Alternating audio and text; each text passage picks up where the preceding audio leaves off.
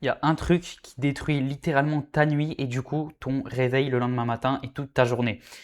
Si actuellement tu prends tes écrans jusqu'au moment de dormir, tu travailles ou même que tu scrolles, tu es sur ton téléphone, tu regardes des messages, même des vidéos, quand tu poses ton téléphone, que tu fermes les yeux et que tu imagines et que tu penses à pourquoi est-ce que je n'arrive pas à dormir, le problème il est littéralement sous tes yeux. Et le problème, c'est pas uniquement et pas du tout comme on pourrait te le faire croire uniquement à la lumière bleue. Il y a un truc qui est bien pire que ça, du moins avec autant de conséquences. Et il y a quelque chose de beaucoup plus important que tu fais juste avant de te coucher.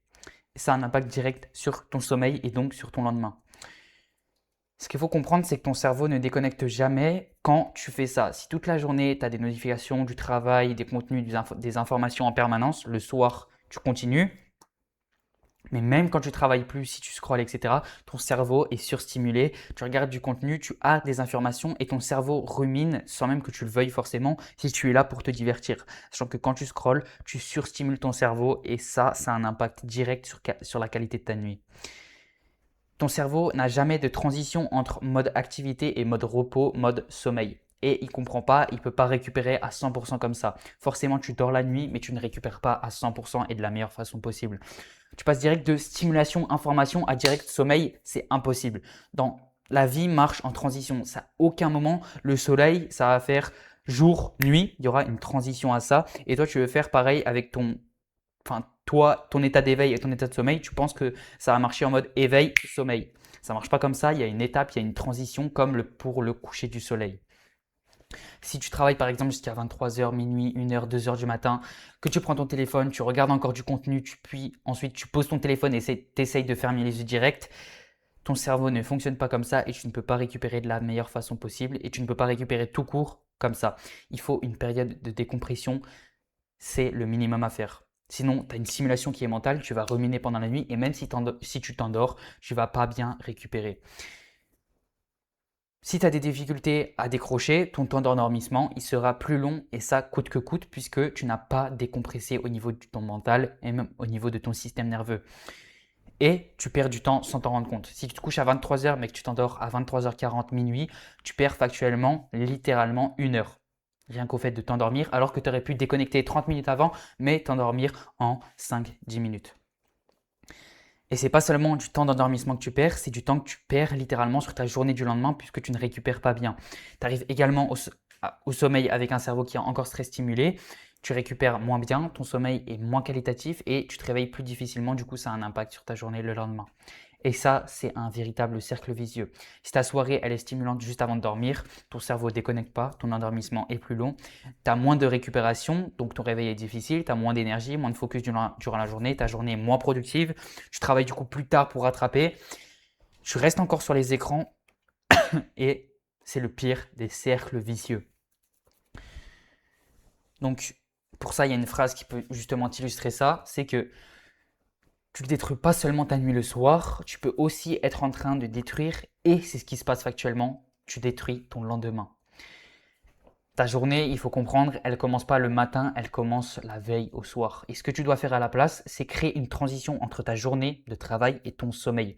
1 heure à 2 heures avant de dormir, il faut déjà commencer à arrêter de faire des activités qui sont très stimulantes. Je ne te dis pas d'arrêter de travailler 2 heures avant de dormir, mais arrête de travailler 30 minutes avant de dormir, c'est le minimum. Ton téléphone doit être off, ton travail off, tes notifications off et tout le contenu stimulant off. Ça, c'est 30 minutes avant de dormir. Minimum, le minimum. Tu vas décompresser, faire une marche tranquille par exemple, de la lecture, ta to-do du lendemain, du temps calme pour toi où tu vas vraiment te reposer, faire par exemple de la méditation où là ton cerveau va redescendre progressivement.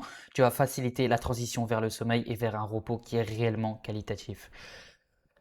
Le message à retenir de cette vidéo, c'est pas uniquement de ne pas regarder ton téléphone avant de dormir, c'est que en fait le concept c'est que tu restes surstimulé jusqu'au moment où tu demandes à ton cerveau de dormir. Et ça marche pas. Ça a un impact sur ton énergie. Tu dois créer un schéma, une transition entre ta journée et ta nuit parce que tu veux être énergique le lendemain et performer à 200%. Or, quand tu prends ton téléphone, que tu travailles et que directement tu veux faire le switch, comme par exemple le coucher du soleil entre jour et nuit, et ben, ça ne marche pas. Ton cerveau, il est fait pour fonctionner en mode transition et ce n'est pas directement que tu vas pouvoir t'endormir et entrer dans un état de repos optimal.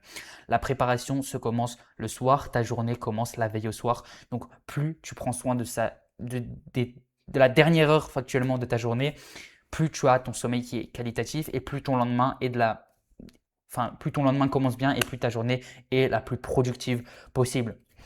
Ta journée commence factuellement la veille au soir, donc prends soin de ces dernières minutes, de ces dernières heures avant de dormir. Donc voilà pour cette vidéo assez courte mais concise sur le fait de, c'est pas uniquement un terme de lumière bleue, c'est un terme de rumination, de stimulation mentale. Tu peux bloquer tes lumières bleues si tu continues à travailler et à scroller juste au moment où tu fermes les yeux pour dormir, et bah tu auras les mêmes conséquences, les mêmes effets que si tu as été passé tout simplement de la lumière bleue durant les 2 heures avant de dormir. C'est deux choses qui sont ensemble. Si tu as juste la lumière bleue qui est enlevée mais que tu continues à travailler jusqu'à dormir, ça va pas marcher et tu ne récupéreras pas de la meilleure façon possible. Donc voilà pour cette vidéo. Si tu veux optimiser ton énergie, ton focus et ta productivité, avoir les meilleures ressources pour avancer le plus vite possible sur ton business, tu peux directement cliquer sur le premier lien en commentaire. C'est un canal WhatsApp où je te partage de la valeur exclusive. J'aime pas ce terme exclusif, mais en gros, c'est des choses que je partage pas sur Instagram, sur YouTube, etc. Des choses qui sont réellement actionnables dans ton quotidien d'entrepreneur. Donc c'est sur le premier lien en commentaire, va checker si tu es un minimum curieux. Et en attendant, moi je te dis à très vite pour la prochaine vidéo. Ciao, ciao.